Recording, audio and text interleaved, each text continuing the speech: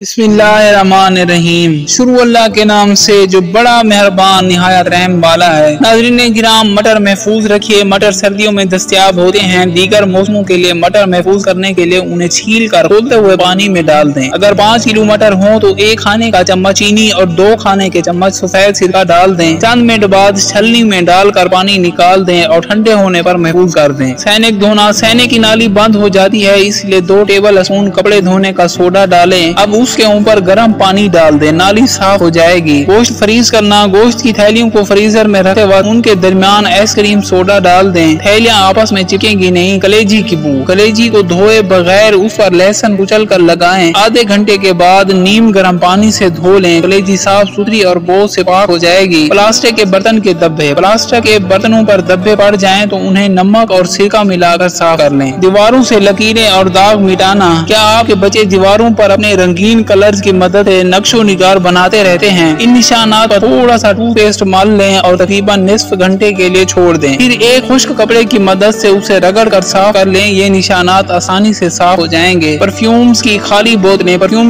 बोतलें जाया करने के बजाय अपने मलबूसात की अलमारी में रख दें। उनकी धीमी खुशबू और महक मलबूसात में बस जाएगी। बाथरूम के आईने को धुंधला होने से बचाना, जब आप गर्म पानी से शावर ले रहे हों और बाथरूम के आईने को भाप से धुंधला होने से बचाना चाहते हूँ तो स्पंज की मदद से साबुन के एक तह शीशे पर लगा लें। इस तरह आईना भाप से धुंधला होने से महफूज रहेगा।